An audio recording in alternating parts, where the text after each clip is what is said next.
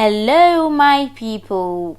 This is your girl Sophie Uplifts, and I welcome you all back to the show. And I remain your favorite podcaster.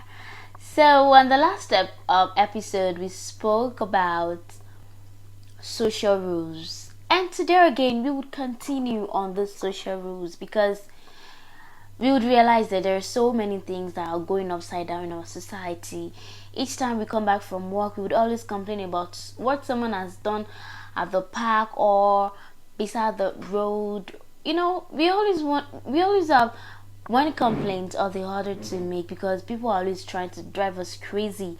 But with this podcast, we know how to treat people better and how to perceive people as well in the society.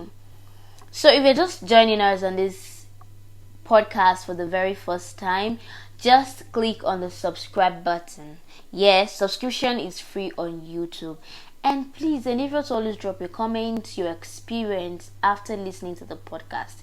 It's very, very important. Other people would learn from you. And with that, we are making our society a healthy one for everyone to stay. So this first one is very, very common with all of us are very, very we all are guilty of it because when we call someone twice already, and maybe something what we want to tell them or the message we want to tell them is very important. Sometimes we'll be itching to tell this person immediately. You just have to pick my call. Some people will call you 6 times, 7 times, 10 times. What is going on? I've said this in one of my podcasts, but it's really, really annoying. You get people scared unnecessarily when they see the missed calls just from one person. Stop it. And the second one, you see, people are turning people into stingy people every day. When you borrow money from people, try to return it even before the person ask for it. It doesn't necessarily have to be money all the time. When you borrow personal things or you borrow general things, endeavor to return it immediately. If you tell them you're returning it on Tuesday, let it be on Tuesday. Next time they would have confidence to want to borrow you more expensive things. But I just borrowed you a broom, yes. But it was so difficult for you to return the broom. You waited for me to come and ask for it before you returned it. It's a very bad and poor habit. When you borrow something from me and you don't return it at the right time, I promise you, darling, you will not get anything from me again. Yes, because you're telling me that you're irresponsible. You're telling me that you cannot take care of a simple thing in your care. You're not genuine, you're not truthful. That's the only message I will get from it. It shows your sense of integrity, your level of integrity, and what kind of the poor character that you have. It goes with pen. Little things that you think, oh, it's just a Bible. I beg, me she borrow dash me jari. Those things matter. They add to your characterization. They add to who you are. So let's work on that. And this also come often and often, and it is always on repeat. Once you're done with your university, the next question they will ask you, when are you going for your NYSC service? Hello, I know NYSC, I've heard about it, I know it. Just chill, when I'm ready to do it, you would see me wearing the corpus uniform. The fact that I'm back from my NYSC doesn't give you the right to ask me that, when am I getting married? Hello, I've seen people marry people left and right. I know what marriage is. So let me breathe. When I get married, you will see the ring on my finger. And when I am married, don't ask me that when am I giving birth? When am I, getting pregnant? And when I have gotten pregnant, giving birth to a child, don't you dare ask me that when I giving birth to another child? We all need to stop asking all those awkward questions. You don't know what people are facing medically, mentally, spiritually, even physically. You need to let people breathe. You need to live your own life. Maybe when you check your own life, you would see that something bigger is even wrong with you. Instead of you poking your nose in other people's businesses. I trust me, when someone asks me such questions, I'm going to give you the very, very answer that you deserve. I won't let you go scot-free because it's very rude. It's like you're intruding into someone else's privacy. You do not have respect for that person, even for yourself. Well, what do I expect? When you don't have respect for me, you can't have respect for yourself. People know these things. People know that it's very important for me to have a good job, to have a good home, to have a good car, to build a house. Everybody wants good things, but it's not easy to come by. So you don't push them, you don't pressurize them. You need to give them time to grow on their own. You need to give them chances that to let this person grow to do this the way he or she wants to do it. Please, let's come off it. And well, I'm gonna say this is optional, yeah.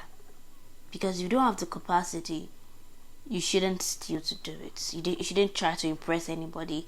It's just that if you take a taxi with a friend and he or she pays at that time, the next time you guys are going out together again, try to pay for the tea fare. It's just a gesture of, oh, I appreciate you.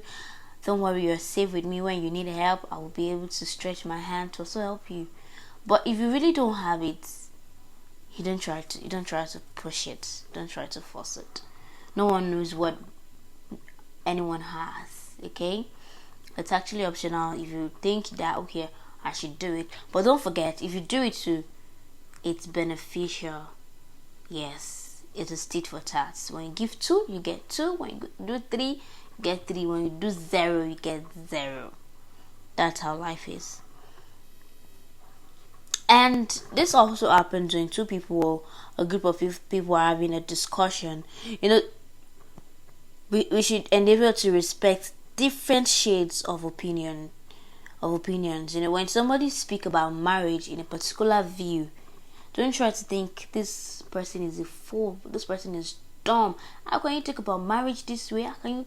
No, you don't know if this person is talking from what he or she has seen or experienced. And you see, what we've seen or heard or experienced will stick to our psychology. So you should not try to talk down that person. Remember that what is 6 to you will appear 9 to someone facing you.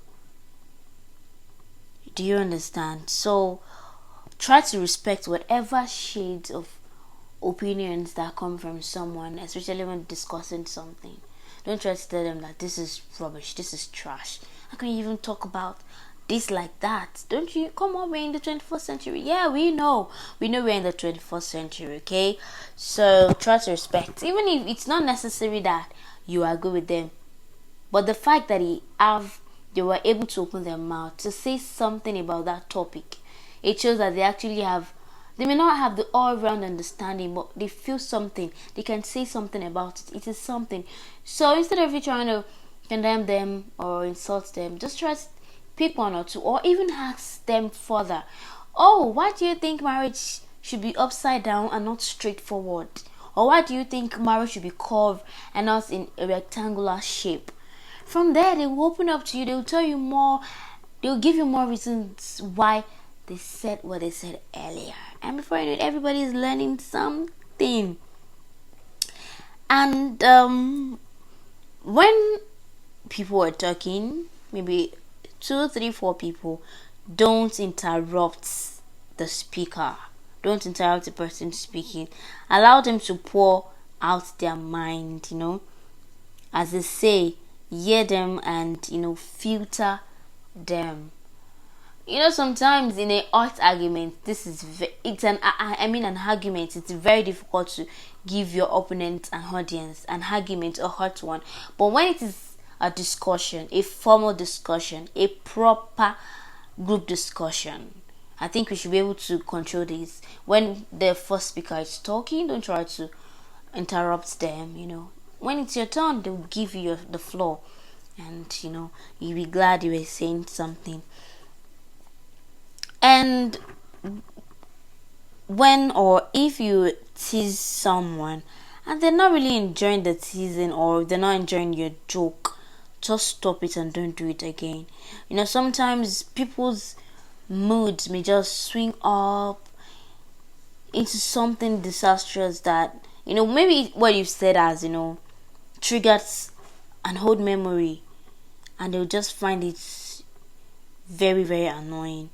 So if the person does not enjoy it, just stop it, and it will encourage the fact that you are appreciative of their emotion at that moment.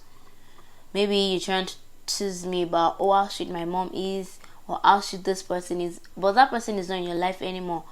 Or you're talking about a relationship and you're telling me how your boyfriend used to be sweet, blah blah blah, and I'm single. Come on, it's be annoying. I'm just saying, it's just an example. So when you're teasing someone and they're not enjoying it, just drop off at that junction. Okay. So till next time again, we would see when we see. Okay, so subscribe to my channel, drop your comment, like, do everything, share the link. Let's learn. Drop your comment, like I said, or you can drop a topic that you want me to talk about. So till next time, God bless you. I remain Sophie Uplift. Till next time, God bless Nigeria.